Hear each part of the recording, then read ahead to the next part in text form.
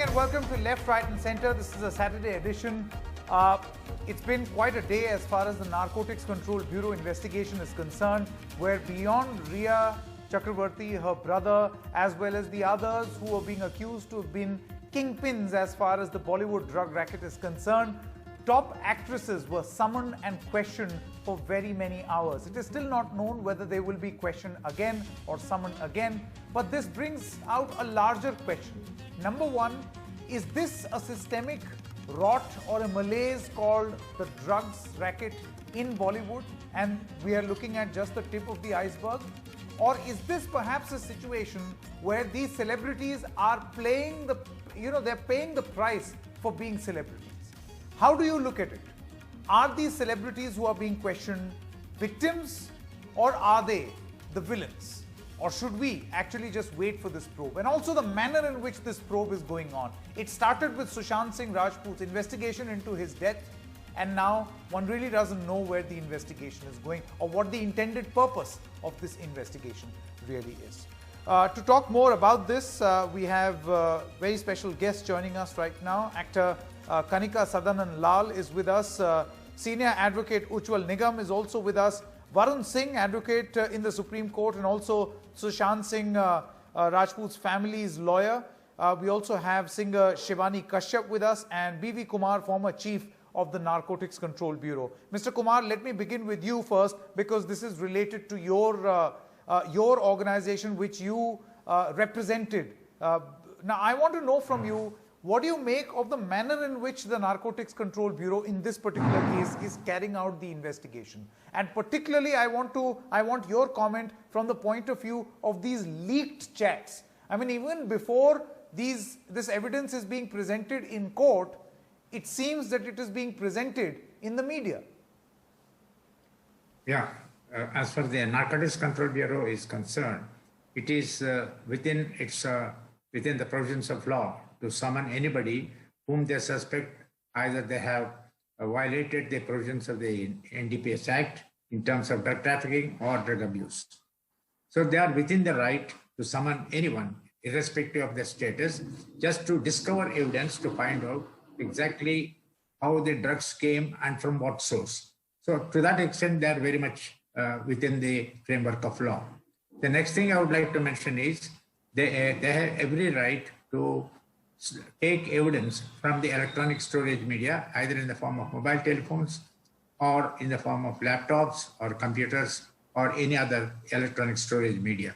The Indian Telegraphic Act gives has undertaken while the license was given to them, that they will provide when the government wants any evidence to be taken from any electronic storage media through the mobile telephones. To that extent, they are very much within their right.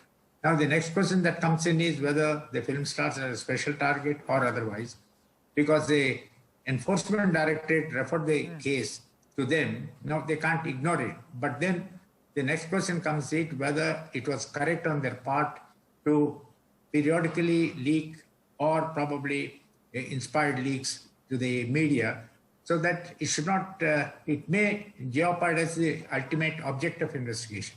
Ultimate object of investigation to find out not only the peddlers, but from which source the peddlers are getting and which top source is actually providing the drugs in the form of large quantities, either produced or manufactured in India or smuggled into India. Absolutely. That must be the intended purpose. That's right. Absolutely. Ujjwal Nigam as well as Kanika Sadanan are also with us. Ujjwal Nigam, I want to come to you now. This investigation, the questioning, by no means is anyone suggesting that these investigations must not go on, and just because it involves celebrities, the investigation should go soft on them or should not be carried out. But simultaneously, where do you stand in the manner in which the investigations are going on and also being reported? It seems that the courts and the investigating agencies know less and the media knows more. Sanket, you are perfectly right. And it is very surprised to me also that how the media is getting all the detailed interrogation made by NCB authorities with the suspect. Because it not only jeopardizes the interest of the prosecution, but on the contrary, I would say that it would be beneficial to the suspect in future. Suppose during interrogation, the NCP authorities arrive at a particular conclusion, yes, there is a prima facie sufficient evidence against the suspect, and therefore the arrest and the further process can take place. But after the arrest, the accused will have the other information from the media. And of course, accused will collect all the sort of documents as well as the interviews on the channel, and that will be useful to the defense. Now, therefore, NCB's authorities should first take precaution. They should do the proper homework before summoning. No doubt, of course, NCB authorities have an absolute right to summon the any person if there is a prima facie material to connect the suspect with the crime. But at the same time, some precaution is required to be taken because they are calling such respectable and reputable person to whom the society respect. So Bollywood has a different status. I know that the Bollywood has a different, I wouldn't blame the whole body, but there are few people in the Bollywood who are tarnishing the whole image of the Bollywood as such. And therefore, before summoning any person from any category, any field, that homework is required to be done. Now, what will happen? Now, why the NCB authorities have what do you conclude? Has that homework been done or not in your assessment, Mr. Now, Nikam? It will come. At present, it would be too premature to make any comment on this because let us see. I am also closely observing all the developments. So it would be too premature to comment upon the action of the NCB. But I think absolutely. I think one point that Ujjwal Nikam mentioned. Yes, Varun Singh. Very quickly, Varun Singh, I'm going to come back to you, Mr. Nikam. Varun Singh, just taking off from where Ujjwal Nikam left, he said that you've got to do your homework well, and also if these leaks are going to appear so periodically, then in that case, it is only going to help the accused. It is going to help people prepare their defense better and thus benefit them. Now, I recall both you as well as Mr. Vikas Singh, who are representing the family, say the same thing, that the media trial and these selective leaks are actually harming your case and harming your client. Do you think that's true even in this case? Yes, absolutely. And it holds true for any criminal case for that matter, because end of the day, as rightly pointed out by the learned senior counsel, that all these issues, if brought to light, will only allow all defenses to be prepared and, in fact, to make a rebuttal of whatever kind they want to. So, of course, if at all these information which are floating in public domain, it's going to be prejudicing the complainant family more than anybody else. In our case, and of course in this case, it will only going to be helping whoever the case is being made out against. So you're saying that the agency, by virtue of these leaks, is extending help to the accused. Should I be able to successfully draw this deduction? It's quite interesting how journalists actually like to, connect the dots vis-a-vis how lawyers like to specify on the issues which they want to state. No. Our intention is only to, suggest what we feel not. or we want to kind of put across. But however, it would be quite amusing if a judgment were to be written based on the, deduction, it's a question. How journalists do it. Yes, I understand that, and no, I'm it's not a question. Because if you're saying that a leak is going to help the accused, then by virtue of these leaks, are these agencies helping the accused? No, so but you'll have to appreciate that this kind of a case which is garnering attention on a daily basis for so many days, and now that it's now that it's just not the case, but it's so many other things which have kind of come out of the case, that it's probably going in all possible directions, that anyone and everyone who seems to be connected with it wants to probably give their peace of mind, and maybe because of that that's a very important point. Yes, that's a very important point. Varun Singh, I wanted to ask you, see your original case, I remember Vikas Singh also saying this, he's a senior counsel. He also said the same thing. He said that this drugs case has got nothing to do with our original case. Now, you have another prayer, and we've all heard about that yesterday. But the point is, I want to know from you, are you concerned where exactly is this investigation headed? I mean, it started somewhere else. It's going God knows where. It's exactly. Some sort of a hydra-headed monster. Exactly, and the only anxiety or the only problem which probably the complainant family may have, or the anxiety may have, that any kind of a delay in the investigation, which will at the same point of time, issues which are being converted into many other issues, will only digress it from the main complaint or the main FIR which we had filed, and maybe if the time is lost on those things, then it's only the case which will suffer more. So that's definitely something that's definitely a matter Mr. of Nikam, concern. I want to come back to you. I think yeah, sure. We'll come back to you, Varun. Mr. Nikam, I think I heard you giggling or smiling a little at that little rebuttal of Varun Singh. Would you like to come in and weigh in? Do you think that these agencies are indirectly helping the accused? Sanket, at this stage, I don't want to comment upon this, because ultimately the witness evidence is to be believed or not to be believed. It all depends upon the credibility of the witness, and how one can demolish the credibility of the witness. If the witness gives the statement in media and it varies from one channel to another channel, then definitely the defense will have a right to discredit the witness, because his statement before one authority, that is the investigating agency, says falana falana, and before the media he says the different story, before the another channel he says different story. So in that way, that witness will be discredited. And therefore the investigating agency has to take this much precaution. It is not only upon the investigating agency, but also the media also should take a note of it. My contention is that not it is a duty of the investigating agency, but simultaneously the media has to be very careful, because ultimately we are dealing with a serious crime. One more, Mr. Nikam. See, I'm no advocate of any media trial, because we have discussed this on a lot of previous occasions also. But Mr. Nikam, on so many occasions we see that the investigating agencies seem to hit some sort of a dead end. There are acquittals when you very clearly know that there are so many very obvious proof right there, and the investigating agencies refuse to see it. And at that point, an intervention, a positive intervention by the media, which is also called media trial, has helped deliver justice. So while I'm against the manner in which this media trial is being done, media has a very important role. Sanket, I do agree. Because surely the agencies can also falter.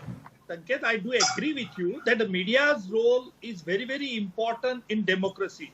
It is a watchdog, I can say. Suppose if the investigating agency has intentionally and deliberately omits to do a particular thing, then certainly the media has a right to criticize it. Not even on the investigating agency, but on any person or in any field. So that right is absolutely right. There is no dispute about it.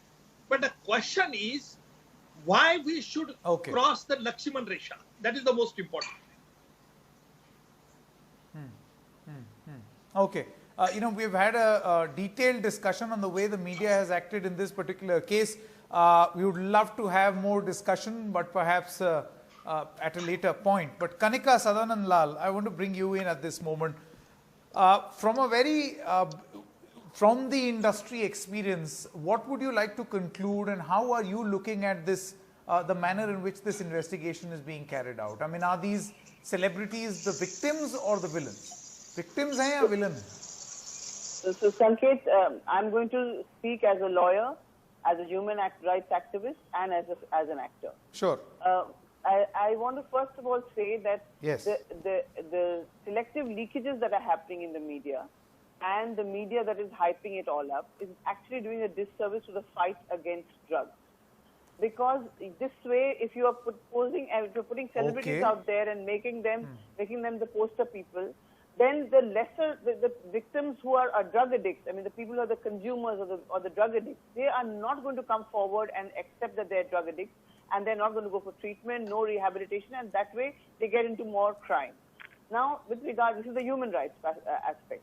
Also, the right of privacy and dignity of a person is being violated before they have actually been convicted. This is again a problem. And with regards to what Varun said, this whole NCB investigation that is happening is now every day proving more and more that that poor boy, Sushant Singh, was taking drugs, and which is going to go against their case, and which is rightly saying so, and which is the right. I mean, Vikas Singh ji came yesterday and gave a press conference. That is the reason. His concern must be this, that slowly, Sushant's image is going to get tainted, and that's definitely going to affect his case. So all these three things. Now, coming to the actors. Look, actors. First of all, the full film industry doesn't contain only 25 people. Film industry is technicians, spot boys, junior artists, actors, everybody. Do these people take drugs? I'm sure they do. Are the WhatsApp chats saying that they take drugs? Well, that has to be proven. And the quantity of punishment as per the NDPS will only be, the quantum of punishment will be decided by the quantity that is found in their possession. Now, none of these people have any drugs that have been found in their possession except Kshitij, which according to me, I mean, if I was his lawyer, I would really say that he's a fool because he knows that this whole trial is going on. He should have hidden them somewhere. Of course, that's not what I would do. I'm absolutely against drugs, and I'm also in this fight with everybody. I would like to fight against drugs. But I'm saying that this is what happens. When you do leakages, people can get, like the NCB is saying, that the answers are not favorable. Because obviously, if they know now what questions they're going to ask. They've already decided. They have sat down and had a confab together, all of them, and they've decided what to say. So this is why it's really actually defeating the purpose. Which is a very significant point, and I again come back to the question that I was asking Varun Singh, that this almost appears as if these agencies are working to help the accused, and thus, as Kanika concludes, defeating the very purpose. If this is a fight against drugs, then I don't think the NCB, as our guests seem to suggest, is doing it right or fighting this battle right. Mr. B.V. Kumar, very quickly, I'm going to come back to you.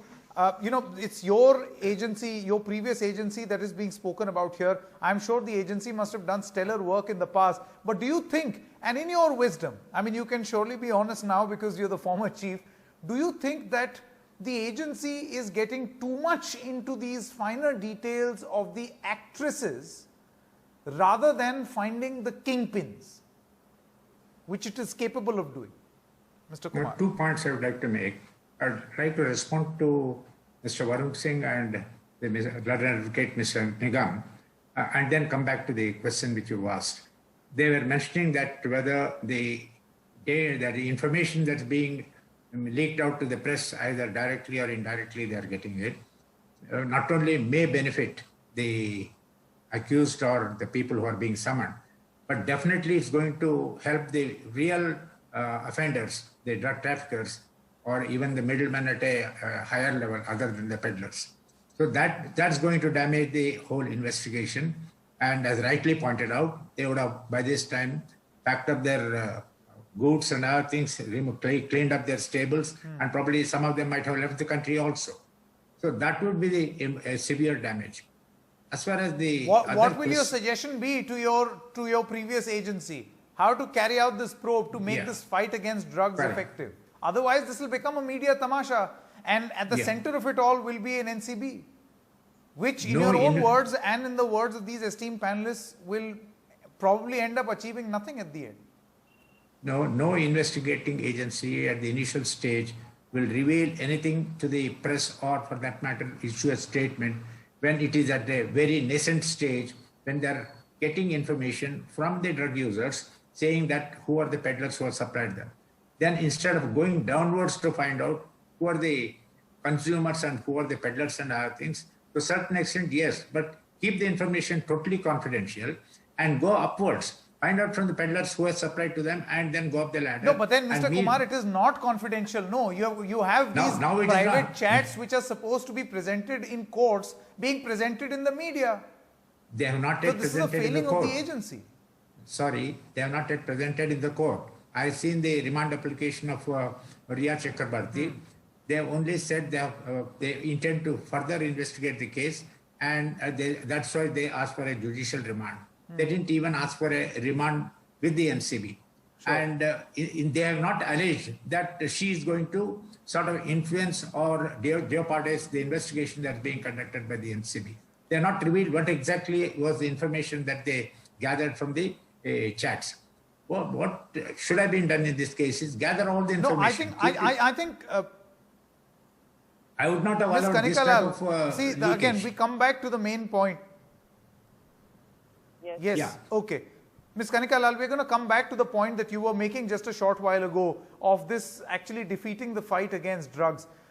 What do you think that the agency needs to do right? Because otherwise this will just become like a huge event that was covered. It rose like like the popping of a soda can and then fizzled out. So, I mean, I am no one to advise the NCB, but I would like to say, as with my experience, whatever I feel is right. First of all, there should be no leakages to the media. Selective leakages, I don't know how the media is getting it. And it should be very clearly done, very clandestinely and very quietly, and so that they can really reach to the bottom of this. Secondly, I feel that everybody's right to privacy and dignity, as per the Justice Puttaswamy case and as per a very old case of Khadak Singh versus Uttar Pradesh, said very clearly that even criminals have dignity and privacy, which is completely being violated over here. Because you're showing private chats on the media and you're leaking them out to the media, and media is showing, and there are terrible headlines in some of the channels, Mal ki Malkin, Deepika, and all this nonsense. I mean, this is really sad. You're desecrating somebody's image, somebody's reputation without that person being convicted and without you finding anything in their possession. A 36-month-old chat is what you're depending on. And then obviously when they come prepared, who is not going to save their skin? I mean, Article 20 of the Constitution prevents yourself from self-incriminating. They are going to definitely put up their case and come prepared. So these two things must not be done, according to me. Selective leakage and privacy and dignity of an individual, irrespective of whether he or she becomes convicted or not, should be absolutely prevented. It's such a pleasure to listen to you, Ms. Kanika Lal, because you're a lawyer and an actor, so you have best of both the worlds in giving the all-round perspective. Ujjwal Nikam, very quickly, last word. Ujjwal Nikam. Of course, it's not my breed to advise NCB, but I can understand in zeal sometimes some mistakes occur, and it is bound to be, since they are also the human beings, so we have to give some concession to them. While investigating the serious crime, these authorities must have taken abundant precaution. I am reminded the terror attack of 26 November in Mumbai, that is against Ajmal Kasab, a Pakistani person. That trial, of course, I conducted the trial, but Mumbai police, the crime branch, has investigated that matter. And they have done so superb investigation. Nothing was leaked out to the media. And when we got the report from the ABL laboratories about when the Kasab and the other terrorists had damaged the whole particular machine, and we retrieved the data from that machine, and we have examined the complete American authorities investigating agency in the court. So strictly confidentially was maintained. Fantastic point. What I would like to say, that strictly and then you were able to ensure justice. Yeah, I get your point. Yeah. Sure. Running out of time, Mr. Nikam. Running out of time, but we get the point. And this is, I think, if there is someone from the NCB listening to this program or someone from the establishment, you must listen to what Mr. Nikam, Kanika Lal, Varun Singh, as well as Mr. BV Kumar seem to be suggesting. You want a good investigation, don't leak it to the press. You want a good investigation, please present it in front of the court, not in front of the media, if your intention is right. But if the intention is faulty, then of course this will create a lot of hype in the media and then perhaps fizzle out in the court. Thank you very much, ladies and gentlemen, for joining us on this broadcast. Short break right now. News continues right here. Stay with us.